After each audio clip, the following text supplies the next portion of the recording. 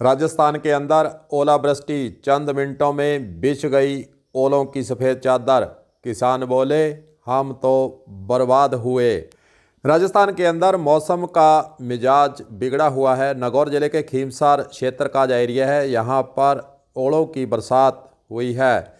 दिन रात किसान मेहनत कर अपनी फसल को तैयार कर रहा था, लेकिन मौसम के मिजाज के अंदर अचानक बदलाव आने से किसानों को यहाँ एक और इन पड़े हुए ओलों से फसलों को भारी हुआ है नुकसान। राजस्थान के अन्य स्थानों पर कहीं बरसात और कहीं थोड़े ओलों की बरसात की बातें जरूर सामने आ रही हैं, लेकिन नागौर ज़िले के अंदर खीमसार क्षेत्र के अंदर भारी ओलावृष्टि हुई है, जिससे इस क्षेत्र के अंदर खेतों के अंदर चादर ओलों की बिछ गई और फसलों को हुआ है भारी नुकसान। मुआवजे की मांग जरूर सरकार से उठेगी, उठती भी रही है, लेकिन सरकारों के स्तर से मुआवजा ऊंट के मुंह में जीरे जैसी देने की बातें ही सामने आती हैं। जो नुकसान किसानों का होता है उसको भरपाई पूरी तरह से करना किसी भी सरकार के बूते से बाहर की बातें होती जा रही हैं। राजनीतिक पार्टियां कहती हैं कि किसान आंदोलन कई नेताओं की रोटियां सेकने जैसा काम किसान करते आ रहे हैं। उनके नेता अपने हस्तक्षेप के बारे में और सरकारों से जो लड़ाई वे लड़ रहे हैं उसके बारे में राजनेता कहते हैं कि यह तो नेतागिरी कर रहे हैं। किसानों को, जो नेता वहां पर धरने पर बैठे हैं, उनका किसानों की मांगों के प्रति कोई लेन देन नहीं है। इस प्रकार की बातें होती हैं। जब ओलावृष्टि होती है तो देखिए आप किसान का कितना नुकसान होता है। दूसरी तरफ किसानों से औने पौने दाम में जो जिन्स खरीदी जाती है और उसका मुनाफा 100-150% लेने वाले जो घराने हैं, मोटी मोटी कंपनियां हैं, उनके तो गोडाउन बने हुए हैं। उन पर न ओलों का असर होता है, न बरसात का असर होता है, न धूप का असर होता है, न आंधी का असर होता है। लेकिन किसान की अगर हम बात करें तो अगर आंधी आई तो भी नुकसान, अगर बरसात आई तो थोड़ा बहुत नुकसान, और जब बरसात चाहिए जब ज़रूर फ़ायदा होता है। लेकिन जब ओलों की बरसात होती है तो उस तरफ फिर नुकसान ही नुकसान किसान को झेलना पड़ता है। और वहीं दूसरी ओर अगर फसल खराबा हुआ या फिर फसल पर कीड़ा लगा तो फिर नुकसान, चारों तरफ नुकसान ही नुकसान किसान को दिखाई देता है। लेकिन इस किसान नुकसानों के बीच में जब थोड़ी बहुत फसल बेचने के लिए मंडी के अंदर आता है, उसके साथ फिर बर्बाद का वहाँ पर भी नज़ारा देखने को मिलता है। न किसान को सही दाम मिलता है, न किसान को वहाँ पर सुविधा मिलती है, न किसान को वहाँ पर कोई सम्मान दिया जाता है। हर तरफ जो व्यापारी छोटा हो चाहे बड़ा हो, वह किसान को ही लूटने का काम करता है। 5 रुपए की चीज़ किसान से खरीदेगा और 150-100 रुपये में वहीं थोड़ी देर के बाद वह रेहड़ी पर रखकर, दुकान पर रखकर बेचने लग जाता है। देखिए किसान के साथ कैसे धोखा कर रहे हैं व्यापारी और राजनेता और सरकारें। सरकारों का काम है बड़े घरानों को बढ़ावा देना, बड़े घरानों को ज़्यादा से ज़्यादा लाभ देने के प्रति सोचना। इसके पीछे भी कारण है, क्योंकि जो बड़े घराने हैं, बड़ी बड़ी कंपनियां हैं, वह सरकारों को चुनाव के वक्त चंदा देती हैं। सरकार कोई भी हो, पार्टी कोई भी हो, सबको चुनावों के अंदर चंदा चाहिए। इसीलिए तो किसान जो MSP की मांग को लेकर बैठे हैं, उसके पीछे जो राजनेता हैं, बड़े घराने हैं, बड़े व्यापारी हैं, वह तर्क देते नहीं थकते कि किसानों को अगर MSP दे दी, स्वामीनाथन की रिपोर्ट को अगर लागू कर दिया तो देश के अंदर महंगाई की हाहाकार हो जाएगी।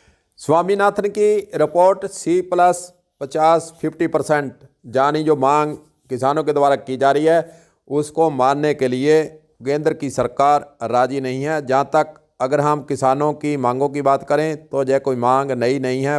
पुराने समय से स्वामीनाथन की रिपोर्ट को लागू करने के लिए लगातार किसानों की मांग रही है। बड़े घरानों के जो कर्जा माफ़ी है वह सबके सामने हैं। देश के अंदर बड़े घरानों की कर्जा माफ़ी, उनके जो कर्ज लिया गया वह चुकाने में असमर्थ हैं, यह रिपोर्ट बनाकर बैंकों के जरिए सरकार को भेज दी जाती है और सरकारों के स्तर से आरबीआई की तरफ से बैंकों को निर्देश जारी कर दिए जाते हैं कि बड़े घराने चाहे मोटी कंपनियां हो, उनका कर्जा माफ़ी कर दी जाए। किसानों के कर्जा माफ़ी की बातें जरूर होती हैं, लेकिन किसानों की कर्जा माफ़ी कोई भी सरकार करना नहीं चाहती है। तर्क यही दिया जा रहा है कि किसानों को अगर फसल का सही दाम यानी एमएसपी का कानून अगर सरकार ने बना दिया तो देश के अंदर महंगाई बढ़ जाएगी। उल्ट इसके यही हो रहा है कि राजनेताओं के द्वारा और सरकारों के स्तर से बड़े घरानों को और बड़े व्यापारियों को बचाने का काम किया जाता है और उनके द्वारा जो तर्क दिया जाता है, आर्थिक सलाहकार जो भारत सरकार ने नियुक्त कर रखे हैं वे सरकारों को उल्टी सलाह देते हैं। कारण उसके पीछे यही है कि भ्रष्टाचार फैला हुआ है और बड़ी बड़ी कंपनियों के द्वारा मोटी रकम चंदे के रूप में पार्टियों को और बड़े बड़े जो आईएएस ऑफिसर सलाहकार बने बैठे हैं उनकी जेबों को गर्म कर सरकार को सही सलाह देने से उन्हें परहेज करने के पीछे यही कारण मानते हैं। डलेवाल का अनशन 1.25 महीने से ऊपर हो चुका है, आमरण अनशन पर हैं। सरकार की तरफ से देखिए तो कोई वार्ता का न्योता नहीं, सरकार बातचीत नहीं करना चाहती है। सुप्रीम कोर्ट के अंदर यह मामला जरूर चल रहा है, सुनवाई चल रही है। सुनवाई इस बात को हो रही है कि डलेवाल को जो है सरकारी इलाज दिया जाए। किसानों की तरफ से जो मांग की जा रही है, सुप्रीम कोर्ट भी उसके पीछे चुप्पी साधे हुए है। सुप्रीम कोर्ट के द्वारा केंद्र सरकार को कोई भी निर्देश यह नहीं दिया जा रहा कि किसानों से आप बातचीत क्यों नहीं कर रहे हैं। जब बरसात होती है, जहाँ फिर फसल खराबा होता है, जहाँ फिर ओलों की बरसात हो जाती है तो किसान की कमर टूट जाती है। प्रधानमंत्री फसल बीमा के नाम से एक योजना चला रखी है, उसका गुणगान बीजेपी पार्टी के द्वारा जोर शोर से किया जाता है कि प्रधानमंत्री फसल बीमा योजना के जरिए हम किसानों को नुकसान की भरपाई करते आ रहे हैं। लेकिन जो कंपनी है, जो बीमा कंपनी है, वह किसानों को गिण चक्री बनाए हुए है। उनके द्वारा ऐसे कागजात मांगे जाते हैं, ऐसी रिपोर्टें किसानों से मांगी जाती हैं जिसके बाद किसान थक हार कर घर बैठना ही मुनासिब समझता है। उसके खाते के अंदर कुछ भी नहीं आता है और बीमा कंपनियों की बल्ले बल्ले भारत के अंदर हो रही है। यह किसी से छुपा हुआ नहीं है, सब मिलजुल कर खेला किया जा रहा है। लेकिन आखिरकार हार किसको दिखती है, मार किसको दिखती है? वह दिखती है तो सिर्फ किसान को दिखती है। बड़े व्यापारियों का न नुकसान होता है, नुकसान अगर होता है तो वह बीमा कंपनियों से उसका लाभ कैसे लिया जाना है सब कुछ वह जानते हैं। और एक टेलीफोन की घंटी बजाने के बाद बीमा कंपनी बड़े घरानों के घर उनके नुकसान की भरपाई करने के लिए दौड़ी चली जाती है। इसी प्रकार का खेल भारत के अंदर चल रहा है। लेकिन अब जो किसान आंदोलन चल रहा है, सभी किसान संगठन अब एक हुए हैं, बैठक हुई है नए सिरे से। 15 जनवरी के बाद पूरे देश के अंदर किसान आंदोलन को नया रूप देने के लिए बातें चली जरूर है। लेकिन अब देखना यही है कि केंद्र सरकार जो किसान शंभू बॉर्डर और खिनौरी बॉर्डर, रतनपुरा बॉर्डर राजस्थान के अंदर बैठे हैं, उनके लिए जो मांगे उन्होंने रखी हुई हैं, बातचीत का कोई दौर शुरू होता है या नहीं, यह तो तमाम बातें देखने वाली हैं। लेकिन लगता यही है कि भारत सरकार के द्वारा किसानों से कोई बातचीत नहीं की जाएगी।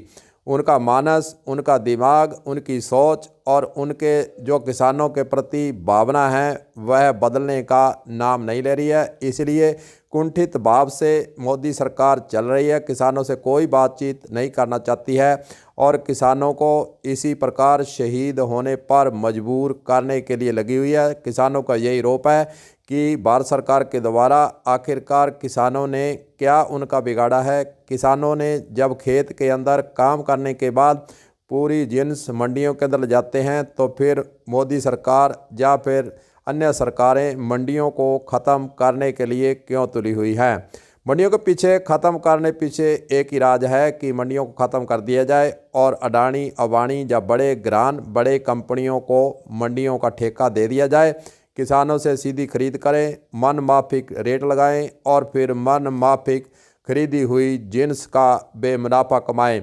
इसलिए तो देश के अंदर यह बातें मंडियों को ख़त्म करने की चली। नई कृषि नीति, एक नया ड्राफ्ट भारत सरकार के द्वारा लाया गया, उसका भी नेताओं के द्वारा, जो किसान नेता हैं, विरोध किया है, पुतले फूंके हैं और प्रतियां को जलाया है। भारत के प्रत्येक ज़िले के अंदर यह काम हो चुका है, लेकिन सरकारों को पुतलों जलाने से और प्रतियां जलाने से कोई असर होता दिखाई नहीं देता है। देखते हैं आगे किस ओर आंदोलन जाता है।